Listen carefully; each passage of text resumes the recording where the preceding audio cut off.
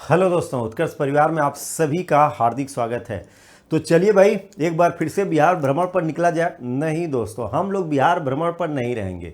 हम लोग देखेंगे कि बिहार भ्रमण करने वाले कौन कौन से विदेशी यात्री आए हैं, और इस श्रृंखला में बिहार भ्रमण करने वाले विदेशी यात्री पार्ट 2 पर हम लोग चलेंगे। बहुत ढेर सारे लोग बिहार घूम घूम करके जा चुके हैं, लेकिन अभी बिहार में बहुत कुछ घूमना बाकी है।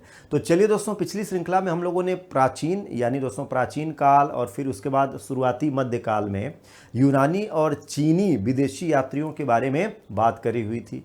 अब चलिए जरा देखा जाए मध्यकाल की दशाओं में या आधुनिक काल की दशाओं में कौन कौन विदेशी यात्री आए जो बिहार का भ्रमण करके गए हैं।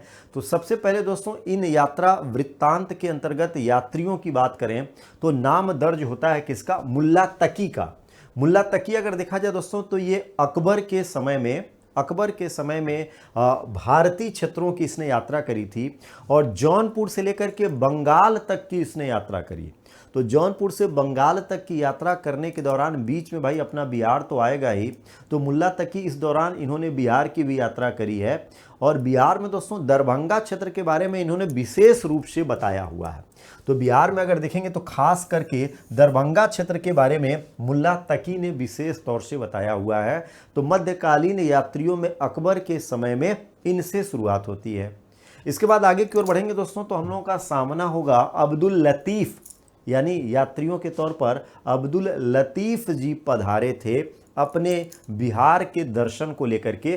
तो ईरान से इनका संबंध था, ये भी अकबर के शासन काल में ही आए हुए थे, और इन्होंने दोस्तों अपनी यात्रा के लिए नदी मार्गों का चुनाव किया था, और गंगा नदी से होकर के आगरा से शुरू किया, और फिर उसके बाद राजमहल के पहाड़ी क्षेत्र यानी राजमहल क्षेत्र तक की इन्होंने यात्रा करी थी। तो इस दौरान इन्होंने बिहार की भी यात्रा करी। तो अब्दुल लतीफ़, ईरान से दोस्तों इनका संबंध था। इसके अलावा अगर देखा जाए तो एक नाम होता है मोहम्मद शादीक का। किसका? मोहम्मद शादीक, जो आप यहाँ पर छोटी सी तस्वीर देख पा रहे होंगे, क्योंकि विस्तृत तस्वीर इनकी नहीं उपलब्ध हो पाई। तो भाई मोहम्मद शादीक ईरान से ही आए थे।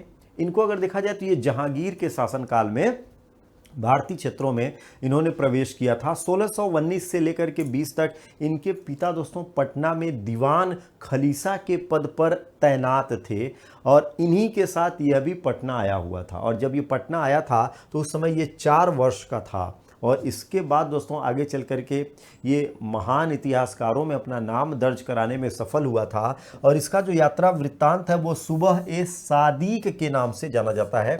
ये ध्यान रखिएगा, मोहम्मद शादीक का यात्रा वृत्तांत सुबह ए सादीक के नाम से जाना जाता है, जो कि आपके एग्जाम में बहुत बार पूछा है।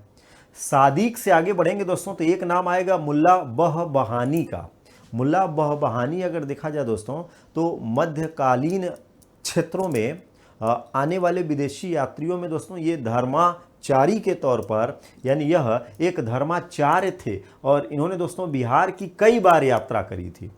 बिहार की क्या है, कई बार यात्रा करी थी, और बिहार इनको इतना पसंद आया कि फिर फाइनली ये बिहार में ही बस गए थे, फिर बिहार छोड़ करके नहीं गए। तो मुल्ला बहबहानी दोस्तों ये ईरानी धर्माचार्य थे, और बिहार में ही इन्होंने फिर अपना स्थान सुनिश्चित कर लिया। तो दोबारा ये ईरान वापस नहीं गए थे। तो मुल्ला बहबहानी हो जाएंगे। इसके अलावा दोस्तों अंग्रेजी यात्रियों में अगर देखा जाए तो रॉल्फ फिंच का नाम दर्ज होता है। रॉल्फ फिंच को अगर देखेंगे तो यह एक अंग्रेज यात्री था, और इसने 1585-87 ईस्वी के मध्य मुगल काल अकबर के शासनकाल में भारत का भ्रमण किया। इसी समय यह बिहार भी पहुंचा हुआ था। इसी समय क्या है, यह बिहार भी पहुंचा हुआ था। इसके अनुसार पटना के लोग जमीन खोदकर सोने की खोज करते हैं, यानी पटना के बारे में इसने विशेष तौर से ये बताया कि पटना में भाई सोने की खुदाई होती है, लोग जमीन खोद खोद करके सोना निकालते हैं, और यहाँ के जो निवासी हैं वो अंधकारपूर्ण जीवन का क्या करते हैं, अनुसरण करते हैं। ये रॉल्फ फिंच ने अपने यात्रा वृत्तांत के दौरान बताया था। तो यह अंग्रेज यात्रियों में दोस्तों प्रथम था जो बिहार के क्षेत्रों में प्रवेश किया। इसके अलावा अगर देखा जाएगा तो दोस्तों पीटर मुंडी का नाम दर्ज होगा। पीटर मुंडी एक अंग्रेज यात्री था, यह भी एक अंग्रेज यात्री था। 1632 में शाहजहां के शासनकाल में इसने पटना की यात्रा करी हुई थी। तो पीटर मुंडी को यहां से पकड़ेंगे, क्लियर। इसके बाद दोस्तों अगर देखेंगे तो मैनरीख का नाम दर्ज होता है। मैनरीख को अगर देखा जाए तो ये हॉलैंड का यात्री था। ये क्या था? हॉलैंड का यात्री था। और 17वीं शताब्दी के पूर्वार्ध में 1612 में शाहजहां के समय में इसने भारतीय क्षेत्रों में प्रवेश किया हुआ था। इसने विशेष प्रकार की कश्तियां जो मयूरपंखी होती हैं इसका वर्णन किया था कि भारत में मयूरपंखी कश्तियों का निर्माण किया जाता है जिनका विशेष महत्व रहता है। तो यह मामला मैनरीक का दर्ज होगा। इसके अलावा दोस्तों अगर देखा जाए तो जॉन ट्रेवेर्नियर का नाम दर्ज होता है।